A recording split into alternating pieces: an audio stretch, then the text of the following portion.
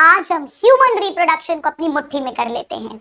Human reproduction के steps क्या होंगे सबसे पहले समझते हैं। वही तीन घिसे पिटे steps, pre fertilization, fertilization and post fertilization. Pre fertilization में सबसे पहले हम गैमीट बनाना सीखेंगे यानी गैमेटोजेनेसिस, फिर गैमीट के ट्रांसफर की बात करेंगे, फिर फर्टिलाइजेशन सीखेंगे और फर्टिलाइजेशन के बाद में पोस्ट फर्टिलाइजेशन की घटनाएं सीखेंगे यानी पूरा एम्ब्रियोनिक डेवलपमेंट की बात करेंगे और पार्चुरेशन डिलीवरी की बात करेंगे, लैक्टेशन में ब्रेस्ट फीडिंग की बात करेंगे। तो सबसे पहले हमें गैमेटोजेनेसिस समझना है, स्पर्म का और एग का फॉर्मेशन समझना है, बट उसके लिए हमें मेल और फीमेल रिप्रोडक्टिव सिस्टम को अंडरस्टैंड करना पड़ेगा। तो आइए सबसे पहले हम मेल रिप्रोडक्टिव सिस्टम के स्ट्रक्चर की बात करते हैं। सबसे पहले स्टूडेंट्स इसमें एक प्राइमरी सेक्स ऑर्गन है टेस्टिस और सेकेंडरी सेक्स ऑर्गन्स बाकी सारे होंगे। Primary sex organ, primary word इसीलिए यूज करते हैं क्योंकि यहाँ गैमीट यानी स्पर्म बनेगा जिसे स्पर्मेटोजोआ भी बोल सकते हैं क्योंकि जोआ मतलब जू मतलब मोटाइल यानी फ्लैजिलेटेड है और इसमें सेक्स हार्मोन्स बनेंगे तो उसे प्राइमरी सेक्स ऑर्गन कहते हैं। अब ध्यान से सुनिए, टेस्टिस दो हैं, बनते एब्डोमेन में है but before birth descend into pouch-like structures called scrotum. Now, testis की लंबाई 4 से 5 सेंटीमीटर है और चौड़ाई 2 to 3 सेंटीमीटर है यानी 2, 3, 4, 5, 2 to 3 width and 4 to 5 length, यानी ये लंबे ज्यादा चौड़े कम अंडाकार ओवल शेप है। तो टेस्टिस का नंबर हो गया, टेस्टिस की लोकेशन हो गई, टेस्टिस का शेप हो गया और टेस्टिस का साइज हो गया। अब टेस्टिस की कवरिंग होती है जिसे बोलते हैं tunica albuginea. Now my dear students, testis क्यों स्क्रॉटम में है यानी एक्स्ट्रा एब्डोमिनल है ताकि 2 से 2.5 डिग्री सेल्सियस यानी 2 से 2.5 डिग्री सेल्सियस टेम्परेचर यहाँ पे लोअर रहता है देन बॉडी टेम्परेचर और ये जरूरी है थोड़ी सी ठंडक टेम्परेचर होना फॉर स्पर्म फॉर्मेशन स्पर्मेटोजेनेसिस। अब एक टेस्टिस को अगर हम एलएस कट करें, लंबे में कट करके देखें तो उसके अंदर हमें 250 कंपार्टमेंट्स मिलेंगे यानी टेस्टिकुलर लोब्यूल्स मिलेंगे। कंपार्टमेंट्स कैसे बने हैं? सेप्टा, दीवारों से। दीवारें कैसे बनी है? वही ट्यूनिका एल्ब्यूजिनिया की इनवैजिनेशन इन फोल्डिंग के कारण। तो ईच टेस्टिस में 250 टेस्टिकुलर लोब्यूल है और हर लोब्यूल के अंदर 1 से 3 या तो 1 या तो 2 या तो 3 घूमे हुए सेमिनिफेरस ट्यूब्यूल है। यही स्ट्रक्चरल फंक्शनल यूनिट है टेस्टिस की, यहीं पे स्पर्म बनने वाले हैं ना।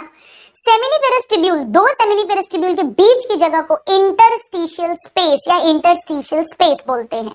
सो इंटरस्टिशियल स्पेस में कुछ इंटरस्टिशियल सेल्स पड़े हैं। सेमिनिफेरस ट्यूब्यूल के अंदर की बात नहीं कर रही हूँ, सेमिनिफेरस ट्यूब्यूल के बाहर की बात कर रही हूँ। इंटरस्टिशियल सेल या लीडिक सेल बोलते हैं।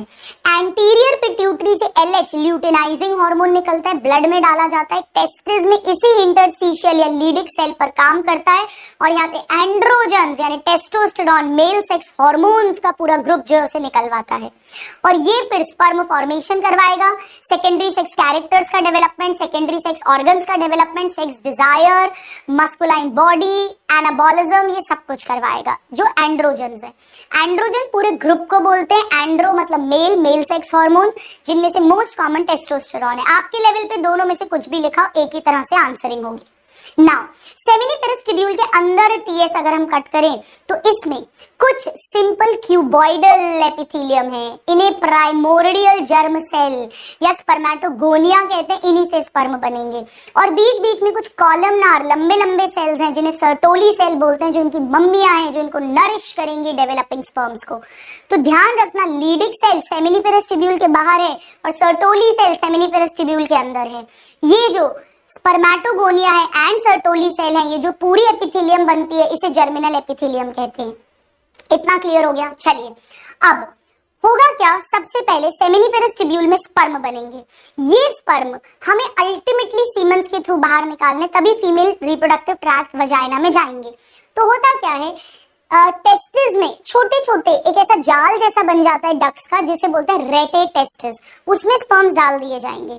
तो सेमिनिफेरस ट्यूब्यूल में फॉर्म हुए और वहां से रेटे टेस्टिस जाल में डाल दिए गए। यहाँ से पतली पतली 12 to 15 वासा इफरेंशिया निकलेंगी। ये इन स्पर्म्स को टेस्टिस से एपिडिडाइमस में छोड़ देंगी ना। एपिडिडाइमस टेस्टिस के पोस्टीरियर सरफेस पर है। अब ये सेकेंडरी सेक्स ऑर्गन में आएगा, डक्ट के अंदर आ जाएगा, ये एसेसरी डक्ट के अंदर, और हाईली कॉइल्ड होता है, 6 मीटर लंबा होता है और इसमें स्पर्म्स का फिजियोलॉजिकल मैचुरेशन होता है, उन्हें चलना सिखाया जाता है। तो storage and maturation of sperm epididymis में होगा। एपिडिडाइमस के लोअर पार्ट से निकलेगा वासा डिफरेंस या वासा डिफरेंशिया। ये सब कुछ अभी स्क्रोटम में है। वासा डिफरेंशिया असेंड ऊपर जाएगा एब्डोमेन में, ब्लैडर के पीछे लूप बनाएगा दोनों तरफ के, और वही ब्लैडर के पीछे टू सेमिनल वसाइकल्स हैं। सेमिनल वसाइकल के अंदर माय डियर स्टूडेंट्स फ्रक्टोज मेन बनता है और भी फ्लूइड बनता है। तो उसकी डक्ट, सेमिनल वसाइकल की डक्ट और ये वासा डिफरेंशिया की डक्ट, ये दोनों मिलके बनाएंगे इजैकुलेटरी डक्ट, और इजैकुलेटरी डक्ट यूरेथ्रा में ओपन हो जाएगी। यूरेथ्रा में यूरेटर ब्लैडर के थ्रू यूरिन भी आ रहा है और यूरेथ्रा में सीमन भी आ रहा है, इसलिए यूरेथ्रा को जेनाइटो यूरिनरी या यूरिनरी जेनाइटो डक्ट कहते हैं। और यूरेथ्रा पेनिस के थ्रू पास करेगा और अल्टीमेटली एक यूरेथ्रल मियाटस के थ्रू इन सबको बाहर निकालेगा। यानी अगर आप गौर से देखें तो टेस्टिस के अंदर सेमिनिपेरिस्टिब्यूल, रेटे टेस्टिस, वासा डिफरेंशिया, फिर आ गई एपिडिडाइमस की डक्ट, फिर वासा डिफरेंस की डक्ट, फिर बनी इजैकुलेटरी डक्ट और फिर यूरेथ्रा। ये तो सारी डक्ट्स हो गई।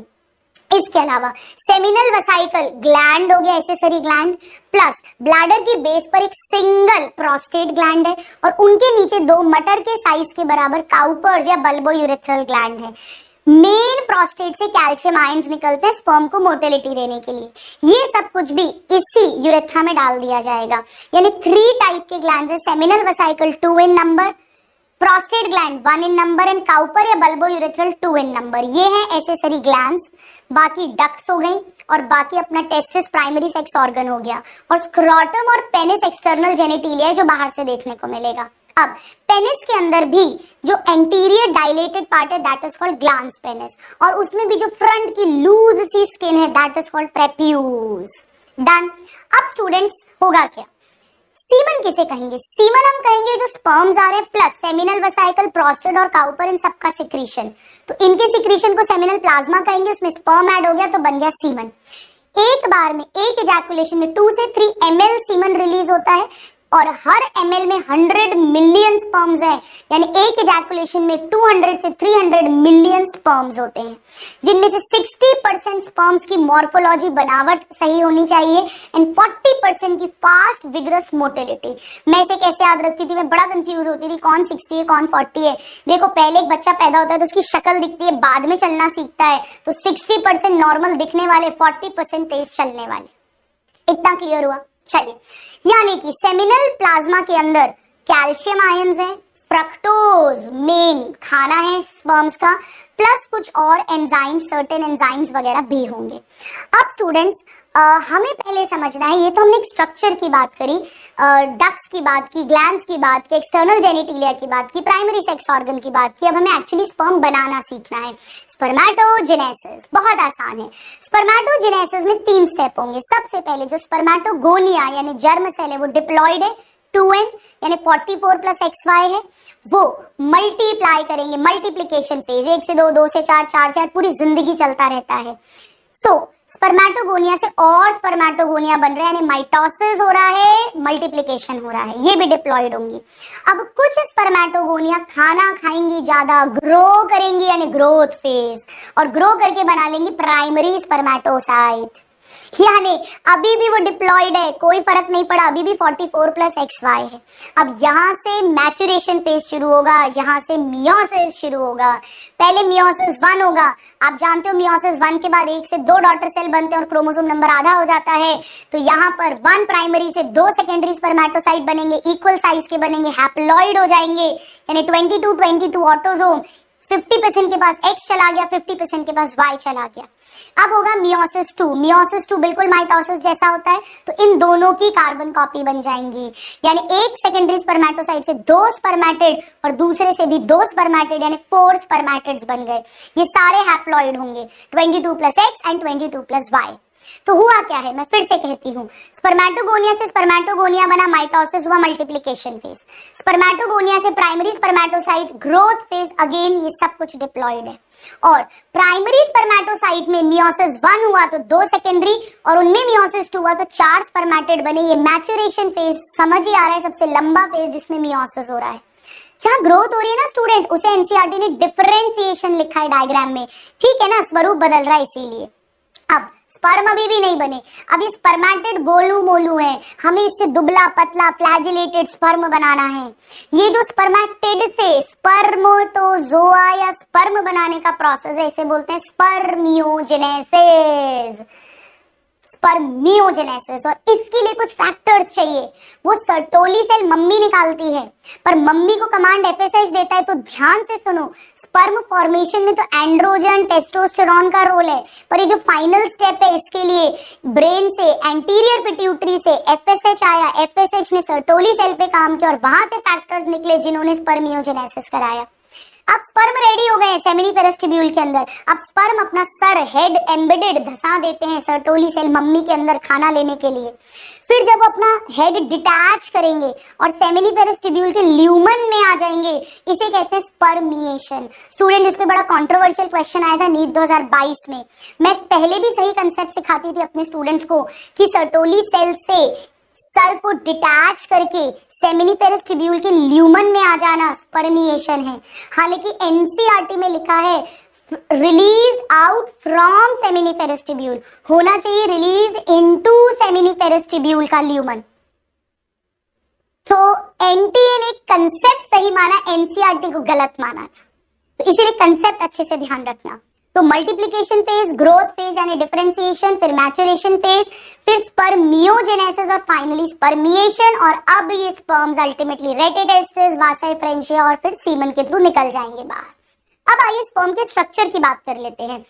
स्पर्म में 4 स्ट्रक्चर्स हैं, हेड, नेक, मिडिल पीस और टेल। हेड में 2 चीजें हैं, एक एक्रोसोम जो मॉडिफाइड गोल्जी बॉडी है, बिल्कुल टिप पर है ये, इसमें हाइल्यूरोनिडेज, जोना पेनिट्रेटिंग एंजाइम, जोना लाइसिन, कोरोना पेनिट्रेटिंग एंजाइम, ताकि ये एग के अंदर घुसने में हेल्प करेंगे पेनिट्रेशन में। उसके ठीक नीचे कॉम्पैक्ट न्यूक्लियस है जिसमें 22+X या 22+Y जेनेटिक मटेरियल है। नेक में 2 सेंट्रियोल हैं, जो न्यूक्लियस के पास है प्रॉक्सिमल सेंट्रियोल, यही जाइगोट को जाएगा, पहले क्लीवेज में रोल प्ले करेगा क्योंकि ओवम से सेंट्रियोल नहीं आता जाइगोट में। और सेकेंड वाला जो डिस्टल सेंट्रियोल है वो बेसल बॉडी की तरह बिहेव करेगा और यहाँ से अब एक्सियल फिलामेंट यानी फ्लैजेला शुरू होगा। तो मिडिल पीस और टेल में पूरे में एक्सियल फिलामेंट यानी फ्लैजेला आएगा। मिडिल पीस में एम से मिडिल पीस, एम से माइटोकॉन्ड्रिया है, स्पाइरली फ्यूज्ड है, इसीलिए यहाँ पे एटीपी बनेगी जो इसे मूवमेंट में हेल्प करेगा, यानी इसे मिडिल पीस को पावर हाउस बोलते हैं। और टेल के थ्रू मोटिलिटी होगी। So this is the normal structure end of course plasma membrane outer most covering होगी और साइड में थोड़ा थोड़ा साइटोप्लाज्म होगा। स्पर्म्स की नॉर्मल सी की हम बात कर चुके हैं, सीमन की हमने ऑलरेडी बात कर ली है। ये हो गया मेल रिप्रोडक्टिव सिस्टम। मेल दूल्हा बना के तैयार, अब आइए दुल्हन बनाने की तैयारी करते हैं। तो आइए दुल्हन के घर वालों के बारे में पढ़ते हैं। फीमेल रिप्रोडक्टिव सिस्टम में प्राइमरी सेक्स ऑर्गन ओवरी है जहां पर गैमीट और सेक्स हार्मोन्स बनेंगे। इसके अलावा ओवरी के साथ कनेक्टेड होगा फैलोपियन ट्यूब, फिर यूट्रस, यूट्रस के अंदर सर्विक्स, फिर वजाइना एंड साथ में मैमरी ग्लैंड्स जो थोरैक्स रीजन में है यानी breast. Now ovary almond shaped जैसी है यानी बादाम जैसी, ओवरी 2 to 4 सेंटीमीटर और लोअर एब्डोमेन यानी पेल्विक एरिया में है। ओवरी एक तरफ यूट्रस से कनेक्टेड है, एक तरफ लेटरल पेल्विक वॉल से कनेक्टेड है। नाउ फैलोपियन ट्यूब 10 to 12 10 से 12 सेंटीमीटर लंबा है और इसमें सीलिएटेड एपिथेलियम होगी। ये इंपॉर्टेंट है, क्वेश्चन आता है। फैलोपियन ट्यूब के 3 पार्ट्स हैं। पहला कुप्पी जैसा इनफंडिबुलम जिसमें उंगली जैसे फिंगर लाइक फिम्बरी है, this is closest to ovary. यहीं पर जो ओवरी से सेकेंडरी oocyte ओव्यूलेशन के बाद निकलेगा उसे पकड़ा जाएगा और फैलोपियन ट्यूब में डाला जाएगा। इसके बाद एम्प्यूला डायलेटेड पार्ट आता है और उसके बाद इस्थमस नैरो ल्यूमन वाला पार्ट आता है जो ओपन हो जाएगा यूट्रस में, यानी फैलोपियन ट्यूब ओवरी से मटेरियल को यूट्रस में पहुंचा सकता है। नाउ फैलोपियन ट्यूब में फर्टिलाइजेशन होगा, it is the site of fertilization. Ampullary isthmic junction ये पहला चॉइस है, अगर ये ऑप्शन नहीं दिया हो तो ampulla is the site of junction. Now uterus womb है, कोक, इन्वर्टेड पियर उल्टी नाशपाती जैसा है, सिंगल है ऑफ कोर्स, और यूट्रस प्रेगनेंसी में बहुत बढ़ने वाला है तो यूट्रस लिगामेंट्स के थ्रू पेल्विक वॉल से कनेक्टेड भी रहता है सपोर्ट देने के लिए। यूट्रस का गुंबद आकार ऊपर वाली जगह को फंडस कहते हैं, बिल्कुल स्टमक में जैसे कहते थे।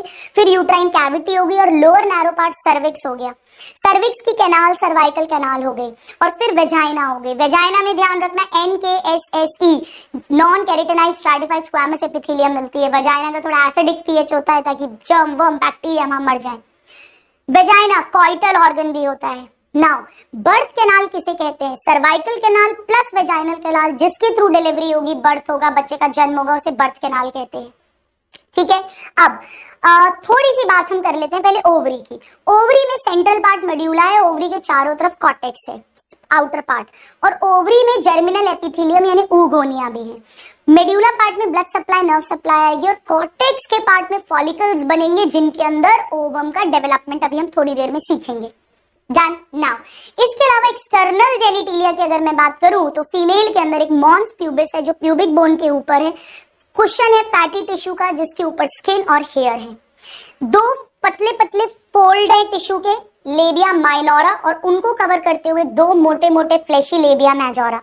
लेबिया माइनोरा जहां अपर जंक्शन है उसके ठीक नीचे एक टाइनी फिंगर लाइक स्ट्रक्चर है जिसे क्लाइटोरिस बोलते हैं, जहां सेक्सुअल प्लेजर के सेंसेशंस आएंगे, और वेजाइनल ओपनिंग को पार्शियली कवर करता है हाइमन, एक मेम्ब्रेन।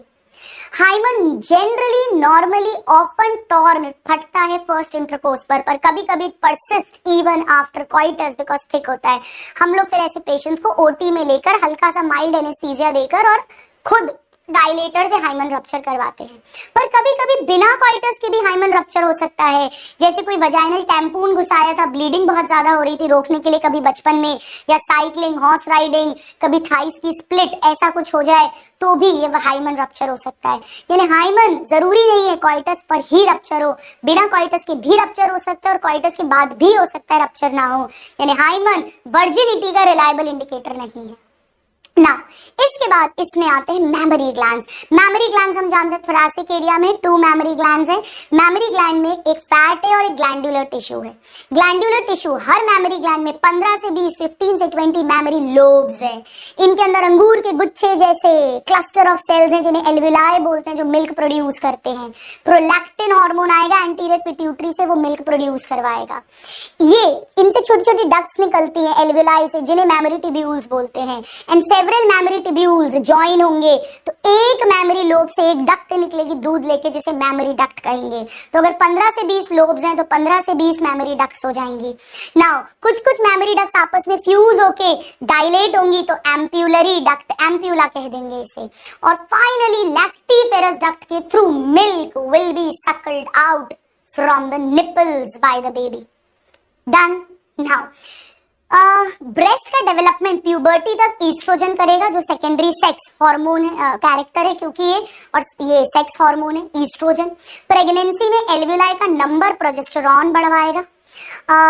प्रोलैक्टिन मिल्क का प्रोडक्शन करवाएगा आफ्टर डिलीवरी, और इवन प्रेगनेंसी में भी शुरू हो जाता है मिल्क प्रोड्यूस होना। HPL ह्यूमन प्लेसेंटल लैक्टोजन, ये भी एक हार्मोन है, प्लेसेंटा से निकलता है ड्यूरिंग प्रेगनेंसी, वो भी मिल्क प्रोडक्शन करवाएगा। और ऑक्सीटोसिन जो मदर की पोस्टीरियर पिट्यूटरी से रिलीज होगा वो अल्टीमेटली मिल्क का इजेक्शन करवाता है। तो बहुत सारे हार्मोन्स इन्वॉल्व है अल्टीमेटली लैक्टेशन ब्रेस्ट फीडिंग के लिए। डन। सो ये तो स्ट्रक्चर की बात हो गई। अब आइए हम oogenesis समझते हैं। देखिए स्टूडेंट्स, स्पर्मेटोजेनेसिस जो है वो शुरू होता है प्यूबर्टी पर, स्पर्म फॉर्मेशन। मान लीजिए कोई लड़का है, एक्स लड़का है, एक्स, वो जब 12-13 साल का होगा हाइपोथैलेमस से GnRH निकलेगा, वो पिट्यूटरी से, एंटीरियर पिट्यूटरी से FSH-LH निकलवाएगा, वो टेस्टिस में जाके टेस्टोस्टेरोन निकलवाएगा, तब स्पर्म फॉर्मेशन शुरू होगा और पूरी जिंदगी चलेगा। लेकिन फीमेल में मान लीजिए कोई लड़की है बाय, अभी वो पैदा भी नहीं हुई, मदर के यूट्रस के अंदर ही oogenesis शुरू हो जाता है। तो सबसे पहले वहां पर भी जर्म सेल को ऊगोनिया कहेंगे, जैसे वहां स्पर्मेटोगोनिया कहा था। पहला स्टेप यहाँ भी मल्टीप्लिकेशन होगा, ऊगोनिया में माइटोसिस होके और ऊगोनिया बनना। सेकेंड स्टेप यहाँ पर भी ग्रोथ फेज होगा जब ऊगोनिया ग्रो करके प्राइमरी oocyte बनाएंगी यानी डिफरेंशिएशन। पर ये सब यूट्रस में ही हो रहा है, बर्थ के पहले ही हो रहा है, यानी बर्थ पर जो हमें मिलेगा वो प्राइमरी oocyte मिलेगा। अब हमें इसकी रक्षा करनी है प्यूबर्टी तक, तो इसके अराउंड ग्रैन्युलोसा फॉलिकुलर सेल्स की सिंगल लेयर होती है। इस पूरे स्ट्रक्चर को प्राइमरी फॉलिकल बोलते हैं। तो बर्थ पर हमें प्राइमरी फॉलिकल्स मिलेंगे। नाउ प्यूबर्टी तक आते आते काफी फॉलिकल्स एट्रेजिया यानी मरते जाते हैं। प्यूबर्टी पर ईच ओवरी, एक ओवरी में 60,000 से 80,000, 60,000 से 80,000 प्राइमरी फॉलिकल्स हैं जिनके अंदर प्राइमरी oocyte है। अब प्यूबर्टी के बाद जब GnRH निकलेगा, FSH-LH निकलेंगे तो ये FSH फॉलिकल का डेवलपमेंट करवाएगा। तो प्राइमरी फॉलिकल से सेकेंडरी फॉलिकल बनेगा। फर्क क्या होगा, अभी भी अंदर प्राइमरी oocyte है पर मल्टी लेयर्ड ग्रैन्युलोसा और एक थीका लेयर बन जाएगी। अब एफएसएच और ग्रोथ करवाएगा तो एक एंट्रम फ्लूइड फिल्ड कैविटी बनेगी। ठीक है, इंटरना एक्सटर्ना 2 लेयर्स में डिवाइड हो जाएगी। अब हम इसे टर्शरी फॉलिकल कहेंगे। तो प्राइमरी फॉलिकल के बाद सेकेंडरी फॉलिकल, सेकेंडरी फॉलिकल के बाद टर्शरी फॉलिकल। जैसे ही टर्शरी फॉलिकल बनेगा, एंट्रम बनेगी, टर्शरी फॉलिकल बनेगा, वैसे ही प्राइमरी oocyte जो था ना माय डियर स्टूडेंट, वो अपना मियोसिस 1 शुरू कर चुका था यूट्रस में ही, पर प्रोफेज के डिप्लोटीन में उसे किसी ने अटका के रखा था। ये अपना मियोसिस 1 कंप्लीट करेगा, यानी टर्शरी फॉलिकल में पहली बार हमें सेकेंडरी oocyte दिखाई देगा। लेकिन 2 नहीं दिखेंगे, 1 से 2 नहीं बनेंगे जैसे मेल्स में हो रहा था, क्योंकि साइटोप्लाज्म का अनइक्वल डिवीजन होगा। तो एक छोटी सी फर्स्ट पोलर बॉडी बनेगी और एक बड़ा सा लार्ज हैप्लॉइड सेकेंडरी oocyte बनेगा। ये इसी टर्शरी फॉलिकल में अपना स्टार्ट कर देगा सेकेंड मियोसिस, पर फिर कोई मेटाफेज 2 में आके पॉज का बटन दबा देगा। मैं दोबारा कहती हूँ, primary follicle is equal to single layer of granulosa cell और अंदर है प्राइमरी oocyte अटका हुआ डिप्लोटीन में। Secondary follicle is equal to multi layered granulosa cells, single theca layer and primary oocyte अभी भी अटका हुआ इन डिप्लोटीन। टर्शरी फॉलिकल मतलब theca externa, theca interna, antrum की अपीयरेंस आ जाएगी and primary oocyte completes its first unequal meiosis 1, जिससे haploid secondary oocyte बना और मेटाफेज 2 में अटका हुआ मिलेगा। और ग्रोथ जब होगी तो ये बनेगा ग्राफियन फॉलिकल। अभी भी सेकेंडरी oocyte अटका हुआ इन मेटाफेज 2 है। इस समय पर अब सडनली LH हाई होगा, LH सर्ज, और LH हाई होने के कारण रप्चर ऑफ ग्राफियन फॉलिकल होगा और सेकेंडरी oocyte ने बनाई अपने चारों तरफ एक ग्लाइकोप्रोटीन की लेयर, सेल्यूलर नहीं है, नॉन सेल्यूलर, जिसे जोना पेल्यूसिडा बोलते हैं। और कुछ ग्रैन्युलोसा सेल्स आ गए हैं जिन्हें हम कोरोना रेडिएटा बोलते हैं। तो सेकेंडरी oocyte प्लस जोना प्लस कोरोना, ये सब कुछ फैलोपियन ट्यूब में आ जाएगा। इस घटना को ओव्यूलेशन बोलते हैं। तो ओव्यूलेशन LH हाई होने के कारण हुआ है, ग्राफियन फॉलिकल का रप्चर हुआ है और सेकेंडरी oocyte जोना कोरोना के साथ फैलोपियन ट्यूब में आ गया है। अब ऐसा समझो लड़की घर से भाग गई है, लेकिन माता पिता ने अभी उम्मीद नहीं छोड़ी है, तो वो जो ग्राफियन फॉलिकल है रप्चर्ड, अब LH उसको हार्मोनल एंडोक्राइनल में कन्वर्ट करवाएगा, यानी ये बन जाएगा कॉर्पस ल्यूटियम येलो बॉडी। यहां से अब थोड़ा सा ईस्ट्रोजन और ढेर सारा प्रोजेस्टेरॉन निकलेगा। फॉलिकल्स में से ऑलरेडी ढेर सारा ईस्ट्रोजन निकल रहा है, जिसने एंडोमेट्रियम यूट्रस पे जाके काम करा और उसको प्रोलिफरेट मोटा करके रखा हुआ है। अब प्रोजेस्टेरॉन निकलेगा ओव्यूलेशन के बाद में और वो उस एंडोमेट्रियम को सिक्रीटरी भी बनाएगा, ताकि अगर लड़की की शादी हुई, जाइगोट बना, एम्ब्रियो बना, तो एंडोमेट्रियम तैयार रहे इम्प्लांटेशन प्रेगनेंसी होने के लिए। अगर फर्टिलाइजेशन हुआ तो कॉर्पस ल्यूटियम मेंटेन रहेगा, ये लाइनिंग मेंटेन रहेगी। बट अगर फर्टिलाइजेशन नहीं हुआ तो कॉर्पस ल्यूटियम डीजेनरेट हो जाएगा, कॉर्पस एल्बिकन्स में कन्वर्ट होगा। अब हार्मोन्स नहीं निकलेंगे तो एंडोमेट्रियम झड़ेगी, रोएगी, आंसू बहाएगी, उसे ही तो बोलते हैं ब्लीडिंग होना, यानी मेंस्ट्रुएशन हो जाएगा। ठीक है, तो फॉलिकल का डेवलपमेंट एफएसएच ने करवाया और फॉलिकल से ईस्ट्रोजन निकला। ओव्यूलेशन करवाया LH ने, कॉर्पस ल्यूटियम बनवाया LH ने, कॉर्पस ल्यूटियम मेंटेन करवाया LH ने, और कॉर्पस ल्यूटियम से निकल रहा है little estrogen, relaxin and lots of progesterone hormone. Estrogen ने एंडोमेट्रियम को प्रोलिफरेट मोटा बनाया और प्रोजेस्टेरॉन ने एंडोमेट्रियम को सिक्रीटरी ग्लैंडुलर बनाया। कहीं ना कहीं हमने मेंस्ट्रुअल साइकिल भी पढ़ ली अगर आप देखें। चलिए, मेंस्ट्रुअल साइकिल में क्या होता है स्टूडेंट? मेंस्ट्रुअल साइकिल मतलब पीरियड 1 जनवरी को आया और मान लो उसके बाद 1 फरवरी को आया, तो बिगिनिंग ऑफ वन साइकिल से बिगिनिंग ऑफ नेक्स्ट साइकिल के बीच क्या क्या घटना घट रही है? बड़ा आसान है। पहला फेज जिसमें ओवरी में फॉलिकल डेवलप हो रहा है, वहां से ईस्ट्रोजन निकल रहा है, तो एंडोमेट्रियम प्रोलिफरेट हो रही है। आप इसे प्रोलिफरेटिव फेज बोल सकते हो, क्योंकि एंडोमेट्रियम प्रोलिफरेट हो रही है, मोटी हो रही है ईस्ट्रोजन हाई के कारण। आप इसे फॉलिकुलर फेज बोल सकते हो, क्योंकि ओवरी में फॉलिकल डेवलप हो रहे हैं एफएसएच के कारण, यानी पिट्यूटरी का हार्मोन एफएसएच इन्वॉल्व है जो ओवरी में फॉलिकल बनवा रहा है, और ओवरी का हार्मोन ईस्ट्रोजन इन्वॉल्व है जो यूट्रस को प्रोलिफरेट कर रहा है। नाउ इसके बाद LH हाई होगा, सर्ज होगी, तो ओव्यूलेशन होगा ओवरी में, तो ये हो गया ओव्यूलेशन। नाउ इसके बाद में ल्यूटियल फेज ओवरी में कहलाएगा, क्योंकि ओवरी में कॉर्पस ल्यूटियम फॉर्म और मेंटेन हो रहा है, ये सब LH कर रहा है। और उसके कारण जो प्रोजेस्टेरॉन निकल रहा है तो यूट्रस के एंडोमेट्रियम में सिक्रीटरी फेज कहलाएगा हाई प्रोजेस्टेरॉन के कारण, and little estrogen of course है ही। तो यहाँ पर भी एंटीरियर पिट्यूटरी का एलएच ओवरी पे काम करके कॉर्पस ल्यूटियम बनवा के मेंटेन कर रहा है, और ओवरी का प्रोजेस्टेरॉन एंडोमेट्रियम में सिक्रीटरी फेज करा रहा है। तो प्रोलिफरेटिव फॉलिकुलर फेज समझ आ गया, ओव्यूलेटरी फेज समझ आ गया, सिक्रीटरी और ल्यूटियल फेज समझ आ गया। अगर फर्टिलाइजेशन नहीं हुआ तो कॉर्पस ल्यूटियम रिग्रेस करेगा, डीजेनरेट करेगा, प्रोजेस्टेरॉन बनना बंद होगा, प्रोजेस्टेरॉन डाउन जाएगा, ईस्ट्रोजन भी जाएगा, बोथ आए तो बोथ लगाना, एक आए तो प्रोजेस्टेरॉन लगाना, लो होगा, एंडोमेट्रियम शेड ऑफ होगी और उसके कारण मेंस्ट्रुएशन, मेंस्ट्रुअल फेज आएगा। 3 to 5 डेज तक ब्लीडिंग होती है, इसे मेंस्ट्रुअल फेज कहेंगे। और अब दोबारा एफएसएच बढ़ेगा और दोबारा से फिर फॉलिकल डेवलपमेंट शुरू होगा, अगली साइकिल शुरू होगी। तो अगर पीरियड नहीं आ रहा है, अगर एमेनोरिया हो गया है, तो क्या मतलब है, एक नंबर 1 प्रेगनेंसी पर, केवल प्रेगनेंसी नहीं, PSS याद रखना, यानी प्रेगनेंसी स्ट्रेस में भी ऐसा हो सकता है, एंजाइटी में भी ऐसा हो सकता है, और पुअर हेल्थ, PSP यानी प्रेगनेंसी, पुअर हेल्थ और स्ट्रेस, सब में ऐसा हो सकता है।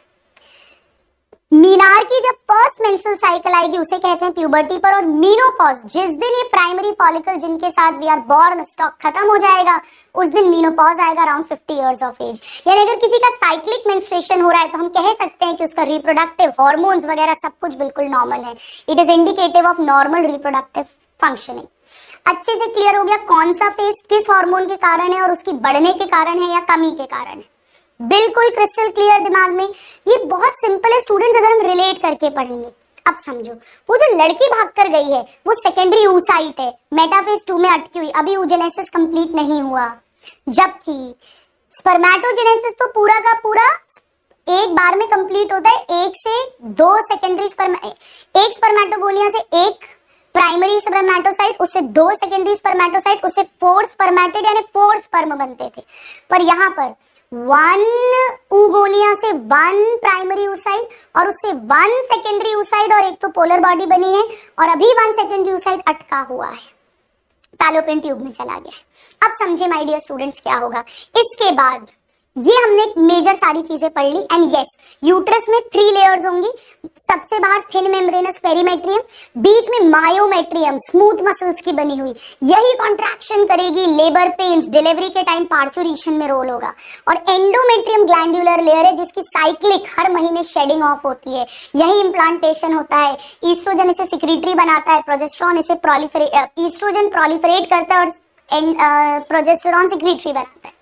इतना क्लियर हो गया माय डियर स्टूडेंट्स। चलिए, तो अब लड़का लड़की, अभी ओवम तो नहीं बना, सेकेंडरी oocyte, लड़की भाग के एम्पुलरी इस्थेमिक जंक्शन पर आ गई है। अब इसके बाद होगा गैमीट का ट्रांसफर यानी insemination. Semen will be deposited by sexual intercourse और coitus into the vagina of the female. अब ये स्पर्म सर्विक्स क्रॉस करेंगे, यूट्रस क्रॉस करेंगे, हर महीने एक ही ओवरी से ओव्यूलेशन होता है, तो जो स्पर्म राइट फैलोपियन ट्यूब में जाएंगे उन्हीं का चांस है, बाकी सब मरते जा रहे हैं। और फिर ये जो स्पर्म है ये एग के पास जाकर एक्रोजोम फटेगा, एक्रोजोमल रिएक्शन, एंजाइम्स रिलीज होंगे लाइसेंस तोड़ने वाले, कोरोना को पेनिट्रेट करेंगे, जोना को पेनिट्रेट करेंगे, फिर जाके सेकेंडरी oocyte में अंदर घुसेंगे। ह्यूमंस में पूरा स्पर्म अंदर घुसता है, बाद में सब डिजेनरेट हो जाएगा उसका, मिडिल पीस, टेल, नेक उसकी जरूरत नहीं है इसलिए, पर एंट्री पूरे स्पर्म की होती है। यानी स्पर्म एंट्री हो गई, जैसे ही स्पर्म एंटर होता है सेकेंडरी oocyte जो मेटाफेज 2 में अटका हुआ है, अरेस्टेड है, वो मेटाफेज 2 कंप्लीट करता है, मियोसिस 2 कंप्लीट करता है, ये भी अनइक्वल डिवीजन होता है, तो 1 हैप्लॉइड ओवम बन जाता है लार्ज, और एक सेकेंड पोलर बॉडी बनती है। तो स्टूडेंट्स, oogenesis तभी कंप्लीट होगा जब स्पर्म एंट्री हुई है, वरना oogenesis कंप्लीट ही नहीं होता, वो सेकेंडरी oocyte वहीं डिसॉल्व हो जाता, मर जाता। यानी ये क्वेश्चन आता है कि मियोसिस 2 कब कंप्लीट होता है? After sperm entry, but before fertilization. अभी मिक्सिंग नहीं हुई है क्रोमोसोम्स की, जेनेटिक मटेरियल की। अब ओवम बन गया, स्पर्म है ही, अब इनका क्रोमोसोम्स फ्यूज करेंगे और एक सिंगल सेल जाइगोट बन जाएगा। ये सिंगैमी या फर्टिलाइजेशन हो गया। Sex of the fetus at the time of fertilization ही डिसाइड होगा। क्यों?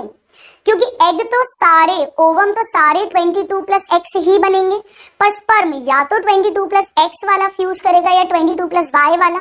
So at the time of fertilization and decided by the sperm male partner decide करेगा कि कौन सा वाला स्पर्म फ्यूज कर रहा है, उसके अकॉर्डिंग 44 प्लस XX फीमेल या 44 plus XY male child will be born. ये हो गया फर्टिलाइजेशन। अब स्टूडेंट्स, जब फर्टिलाइजेशन होता है तो कुछ ऐसे चेंजेस भी आते हैं एग की मेम्ब्रेन में, हम ज्यादा डिटेल में नहीं जाएंगे। जैसे ही स्पर्म जोना पेल्यूसिडा को टच करता है तो कुछ ऐसे चेंजेस आते हैं जिसके कारण सिंगल स्पर्मी अंदर भेजा जाएगा, पॉली स्पर्मी चेक की जाएगी, रोकी जाएगी। This is very important. चलो, तो फर्टिलाइजेशन हो गया। तो प्री फर्टिलाइजेशन में गैमीट्स का ट्रांसफर हो गया, गैमीट का बनना हो गया, मेल फीमेल रिप्रोडक्टिव सिस्टम सब कुछ हो गया। अब आइए हम आ जाते हैं पोस्ट फर्टिलाइजेशन पे, क्योंकि जाइगोट बन चुका है। अब समझो क्या होगा। ये जाइगोट फैलोपियन ट्यूब में बना है, जहां पर एम्पुलरी इस्थेमिक जंक्शन पे। एक बात और समझ लो, फर्टिलाइजेशन तभी होगा जब सेम टाइम साइमल्टेनियसली ओवम और sperm at the site of fertilization ampullary isthmic junction पर पहुंचे। यही कारण है कि all copulations do not lead to fertilization. केवल वही कॉपुलेशन से फर्टिलाइजेशन होने का चांस है जहां पे साइमल्टेनियसली ट्रांसपोर्ट होंगे दोनों gametes to the site of fertilization. ठीक है ना। इसके बाद में स्टूडेंट जाइगोट बन गया एम्पुलरी इस्थेमिक जंक्शन पर। अब इस जाइगोट में डिविजन, क्लीवेज, स्पेशल डिविजन शुरू होंगे। तो 1 से 2 सेल, 2 से 4 सेल, 4 से 8 सेल, 8 से 16 सेल बनेगा। 8 to 16 cell stage solid ball है, कोई बीच में कैविटी नहीं है, सॉलिड बॉल, इसे मॉर्यूला बोलते हैं। ये फैलोपियन ट्यूब में बन रही है। और 16 सेल वाला जो स्टेज है वो फिर यूट्रस में एंटर करेगी। यही कारण है कि आईवीएफ में अपन पढ़ते हैं ना, अप टू 8 सेल अगर एम्ब्रियो ट्रांसफर करना है जाइगोट या अप टू 8 सेल तो ट्यूब में ट्रांसफर करते हैं जिफ्ट, और मोर देन 8 करना है तो यूट्रस में ट्रांसफर करते हैं आईयूटी। याद आया आपको? चलिए, so 8 to 16 cell morula stage fallopian tube में फॉर्म होगी। 16 सेल स्टेज मॉर्यूला ही है जो एंटर करेगी इनटू ब्लास्टोसिस्ट। ये सॉलिड बॉल है। अब ये स्पेशल क्लीवेज डिविजन हो रहे हैं, टोटल वॉल्यूम सेम रहता है, डॉटर सेल छोटे होते जाते हैं। अब ये जो जैसे ही यूट्रस में आई इसमें कैविटी बनेगी, इसे ब्लास्टोसील कहेंगे और अब इस स्ट्रक्चर को ब्लास्टोसिस्ट कहेंगे। तो जाइगोट सिंगल सेल है, उसे 2 सेल, 4 सेल, फिर मॉर्यूला 8 to 16 सेल और उससे अब 32 सेल ऑनवर्ड्स ब्लास्टोसिस्ट बन गया। ये ब्लास्टोसिस्ट में कुछ सेल्स तो साइड में अरेंज हो जाते हैं ट्रोफोब्लास्ट, और कुछ एक कॉर्नर पे अरेंज होते हैं इनर सेल मास। इसी से पूरा एम्ब्रियो बनेगा आगे जाकर, और ट्रोफोब्लास्ट जो है ये इसे एंडोमेट्रियम में धंसने में अभी हेल्प करेंगे, हम देखेंगे। अब जब फर्टिलाइजेशन में 1 हफ्ता होता है उस दौरान ये सब घटनाएं घटती हैं, एंड डे 6th और 7th डे ऑफ फर्टिलाइजेशन ये जो ट्रोफोब्लास्ट होता है माय डियर स्टूडेंट्स, इससे फिर ऐसे फिंगर लाइक प्रोजेक्शंस बनते हैं, एंडोमेट्रियम में गड्ढे बनते हैं, मोटी हो चुकी है, प्रोलिफरेट सेक्रेटरी ईस्ट्रोजन प्रोजेस्टेरोन के कारण, और इंटरडिजिटेट हो जाते हैं और इम्प्लांटेशन धस जाता है ब्लास्टोसिस्ट इनटू द एंडोमेट्रियम। इसे इम्प्लांटेशन बोलते हैं, यानी प्रेगनेंसी हो गई है। कॉर्पस ल्यूटियम मेंटेन रहेगा, एंडोमेट्रियम झड़ेगी नहीं, लेडी को पीरियड नहीं आएगा, पीरियड मिस होगा और वो प्रेगनेंसी टेस्ट करके देख सकती है। चलो, अब इसके बाद कहानी में क्या होगा, इसका डेवलपमेंट होगा। अब स्टूडेंट्स हम बहुत डिटेल में नहीं जाएंगे। एक तो प्रॉपर एम्ब्रियो बनेगा जिसमें 3 जर्म लेयर्स बनेंगी, एक्टोडर्म, एंडोडर्म, मेसोडर्म, इसे गैस्ट्रुलेशन बोलते हैं। तीनों जर्म लेयर्स का फॉर्मेशन और इनसे सारे ऑर्गन सिस्टम बनेगा। और एक एम्ब्रियो को प्रोटेक्ट करने के लिए एक्स्ट्रा एम्ब्रियोनिक मेम्ब्रेन्स बनेंगी, जिनमें से कुरियन प्लेसेंटा बनवाएगा विद एंडोमेट्रियम। एमनियन के बीच में, फीटस और एमनियन के बीच में एमनियोटिक फ्लूइड भरा होगा जो प्रोटेक्ट करेगा शॉक वगैरह से, डेसिकेशन से। और योग सैक और एलेंटॉइज ह्यूमन में जल्दी रिग्रेस हो जाती है और अम्बिलिकल कॉर्ड आवल नाल का पार्ट बना लेती है। अब इसके बाद में क्या होगा, अब एम्ब्रियोनिक डेवलपमेंट होगा। 9 महीने, 9 month 7 days कहते हैं टोटल फर्टिलाइजेशन से अगर हम काउंट करें, यानी कि 9 महीने 7 दिन LMP लास्ट मेंस्ट्रुअल पीरियड से काउंट करते हैं। ये 9 महीने 7 दिन MBBS में सिखाएंगे। मतलब अगर किसी लेडी का 1 जनवरी को ब्लीडिंग शुरू हुई थी, पीरियड आया था, और फरवरी में पीरियड नहीं आया, वो प्रेगनेंसी हुई है उसकी, तो 1 जनवरी को पीरियड आया था, 14 जनवरी के आसपास 14th डे के आसपास ओव्यूलेशन हुआ होगा, हम जानते हैं, और उससे 7 days बाद यानी 21 जनवरी के आसपास इम्प्लांटेशन हुआ होगा। उसने अपना 28-29th डे तक वेट किया होगा, जनवरी तक पीरियड नहीं आया होगा। 1-2 फरवरी को टेस्ट करा होगा, urine pregnancy test HCG hormone के लिए, और वो पॉजिटिव आया होगा। यही घटना घटी होगी। तो 1 जनवरी से 9 महीने 7 दिन होता है जेस्टेशन पीरियड। या एक चीज और समझ लो स्टूडेंट्स कि वो जो मेंस्ट्रुअल साइकिल है उसमें से FSH LH पीक कब हो रहे हैं दोनों, जब मिड साइकिल है। ईस्ट्रोजन का भी पीक है मिड साइकिल, क्योंकि उस समय पर 14th डे पे ओव्यूलेशन के ठीक पहले फॉलिकल मैक्सिमम डेवलप्ड है। तो ईस्ट्रोजन FSH LH तीनों का पीक है। प्रोजेस्टेरॉन का नामो निशान नहीं है क्योंकि कॉर्पस ल्यूटियम तो अभी बना ही नहीं है। फिर जब ल्यूटियल फेज आएगा तो प्रोजेस्टेरॉन हाई होगा, थोड़ा सा ईस्ट्रोजन की दोबारा पीक आएगी।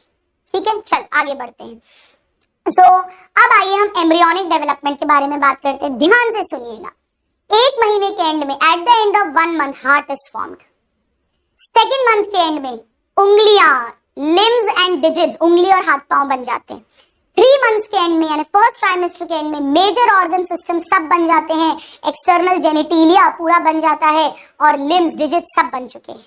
तो at the end of 1 month heart form होगा, सबसे पहले दिल बनता है। At the end of 2 months limbs and digits होंगे and at the end of 3 months major organ systems including external जेनिटिलिया।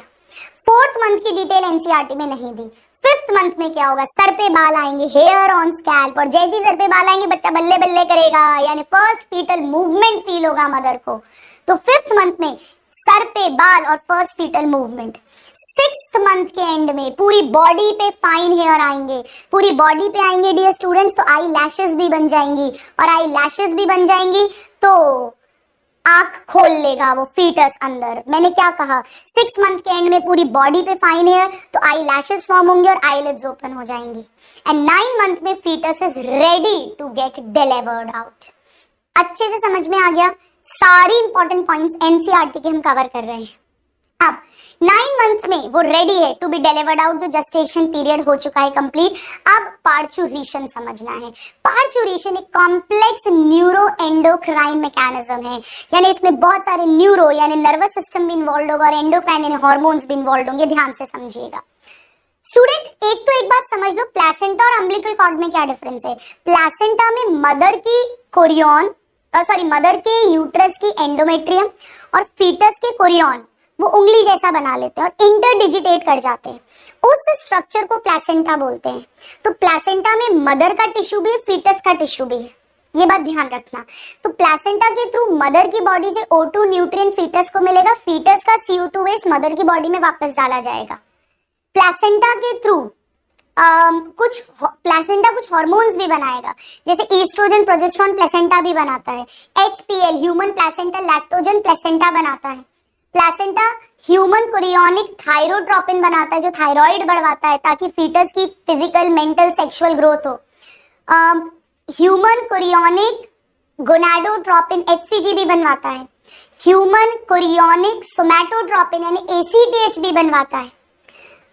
Relaxin भी निकालता है, तो रिलैक्सिन कॉर्पस ल्यूटियम भी बना रहा है, ईस्ट्रोजन, प्रोजेस्टेरॉन कॉर्पस ल्यूटियम भी बना रहा है, पर ये तीनों प्लेसेंटा भी बना रहा है, जो डिलीवरी के टाइम पर वो प्यूबिक सिम्फाइसिस को रिलैक्स करेगा ताकि इजी डिलीवरी हो। आ रहा है समझ में? नाउ आवल नाल अम्बिलिकल कॉर्ड क्या है? अम्बिलिकल कॉर्ड मतलब जो हमारी नाभि है, यानी फीटस की नाभि से प्लेसेंटा तक जो कनेक्शन है, और फिर प्लेसेंटा आ गया, राइट? तो umbilical cord connects fetus with the placenta and placenta connects the fetus with the mother's body. Umbilical cord में 2 अम्बिलिकल आर्टरी और 1 अम्बिलिकल वेन है। आप चेहरा बना के देखो, 2 A लिख दो आर्टरी के, और नाक की जगह पर, आंख की जगह पे 2 A बनाओ और नाक की जगह पे एक V बनाओ, हमेशा याद रहेगा। 2 umbilical artery, 1 umbilical vein. Umbilical artery, artery मतलब जो अवे फ्रॉम फीटस आए, अवे फ्रॉम हार्ट, और वेन टुवर्ड्स हार्ट, ये बॉडी फ्लूइड्स में पढ़ा है अपन ने 11th क्लास में। तो अम्बिलिकल आर्टरी फीटस का डीऑक्सीजनेटेड ब्लड लेके फीटस के हार्ट से मदर की बॉडी में डालने को ला रही है, और umbilical vein towards fetal heart अच्छा ब्लड लेके जा रही है। तो बिल्कुल पल्मोनरी आर्टरी और पल्मोनरी वेन की तरह अम्बिलिकल आर्टरी अम्बिलिकल वेन में भी उल्टा होता है, आर्टरी में डीऑक्सीजनेटेड और वेन में ऑक्सीजनेटेड ब्लड। इस पॉडकास्ट में तो इतना ही बताऊंगी आपको। अब हम पार्चुरेशन की बात कर रहे थे। पार्चुरेशन मतलब चाइल्ड डिलीवरी, और डिलीवरी का मतलब होता है through the vaginal canal at the end of the gestation period when the fetus fully develop mature हो चुका है, तब यूट्रस में कॉन्ट्रैक्शन के कारण birth canal, cervical canal plus vaginal canal के थ्रू जो नॉर्मल डिलीवरी होगी। मैंने कहा ये कॉम्प्लेक्स न्यूरो एंडोक्राइन है, समझो, भले ही एनसीईआरटी में नहीं दिया पर इस पे PYQ आया है, समझो, बड़ा आसान है। ये जो इनिशियल सिग्नल होगा ना पार्चुरेशन का, पहला सिग्नल, फर्स्ट सिग्नल, वो 2 जगह से जाता है। एक प्लेसेंटा से और एक फुल्ली फॉर्म फीटस से। एक्चुअली फुल्ली फॉर्म फीटस कुछ प्रोस्टाग्लैंडिन्स निकलवाते हैं जो यूट्रस में हल्के हल्के कॉन्ट्रैक्शंस करवा सकते हैं। लिपिड डेरिवेटिव है, ऐसा समझ लो बस आप। तो प्रोस्टाग्लैंडिन ये फुल्ली फॉर्म फीटस निकालता है। और प्लेसेंटा से पता है क्या होता है? प्लेसेंटा से ह्यूमन कोरियोनिक एसीटीएच निकलता है, वो ईस्ट्रोजन बढ़ाता है। तो कंपैरेटिवली प्रोजेस्टेरॉन कम हो रहा है, और प्रोजेस्टेरॉन के कारण ही तो प्रेगनेंसी धसी थी, तो हल्की सी डिटैच होती है। तो इन दोनों कारणों से माइल्ड यूट्राइन कॉन्ट्रैक्शंस होते हैं। इसे फीटल इजेक्शन रिफ्लेक्स FER बोलते हैं। ये सिग्नल पकड़ता है हमारा ब्रेन, हाइपोथैलेमस, वो पोस्टीरियर पिट्यूटरी को कमांड देता है, चलो अब तुम ऑक्सीटोसिन निकालो। वो ऑक्सीटोसिन ब्लड में डाला जाता है और सीधे यूट्रस की मसल्स मायोमेट्रियम में कॉन्ट्रैक्शन करवाता है। और जितना स्ट्रॉन्ग कॉन्ट्रैक्शन होता जाएगा उतना और ऑक्सीटोसिन निकलता जाएगा, उतना और स्ट्रॉन्ग कॉन्ट्रैक्शन होता जाएगा। इसी तो लेबर पेन्स आना बोलते हैं, डिलीवरी के दर्द आना। And the fetus is pushed to get delivered. Of course पहले फीटस डिलीवर होगा, उसके पीछे पीछे उससे साथ जुड़ी हुई अम्बिलिकल कॉर्ड आमल नाल आएगी और उसके साथ प्लेसेंटा भी खिंच के आता है, तब जाके डिलीवरी कंप्लीट होती है। अच्छे से समझ में आया? मजे आ रहे हैं? सो ये हो गया पार्चुरेशन। अब पार्चुरेशन के बाद में कहानी खत्म नहीं होगी, क्योंकि अभी लैक्टेशन कराना है। लैक्टेशन मतलब breast feeding. Initial few days का जो मिल्क होता है, स्टूडेंट्स उसे कोलेस्ट्रम बोलते हैं, वो बहुत न्यूट्रिशियस होता है। इनफैक्ट 6 मंथ तक जो पीडियाट्रिशियन है, बच्चों के डॉक्टर, वो एक्सक्लूसिव ब्रेस्ट फीडिंग बोलते हैं करवाने के लिए, क्योंकि इस इनिशियल फ्यू डेज के मिल्क में कोलेस्ट्रम में IgA एंटीबॉडीज हैं। ध्यान रखना, बॉडी के सिक्रीशंस में हमेशा आजा यानी A वाली एंटीबॉडी होती है, जो न्यू बॉर्न को रेडीमेड पैसिव इम्यूनिटी दे रही है, which is very very important. So with this students we complete the entire NCERT, the entire revision of NCERT of human reproduction. I hope आपको मजे आए हैं। हमने मेल फीमेल रिप्रोडक्टिव सिस्टम समझा, हमने oogenesis and spermatogenesis को understand किया, और उसके बाद हमने मेंस्ट्रुअल साइकिल समझी। ध्यान रखना, मेंस्ट्रुअल साइकिल 28-29 डेज उसका एवरेज ड्यूरेशन होता है। उसके बाद हमने गैमीट ट्रांसफर कॉपुलेशन की बात की, फिर हमने फर्टिलाइजेशन सिंगैमी की बात की, और फिर हमने पोस्ट फर्टिलाइजेशन में क्लीवेज डिवीजन, मॉर्यूला, ब्लास्टोसिस्ट की बात की, इम्प्लांटेशन की बात की। उसके बाद 3 जर्म लेयर्स का बनना, फिर 9 मंथ्स का जेस्टेशन पीरियड होना, किस मंथ में कौन सी मेजर इवेंट हो रहा है उसको अंडरस्टैंड करना, और फिर 9 मंथ्स के एंड में, towards the end of 9 months, parturition के सिग्नल्स कैसे आते हैं, पार्चुरेशन होना और लैक्टेशन होना। तो मिलते हैं अगले पॉडकास्ट में। All my love and blessings to you, God bless you.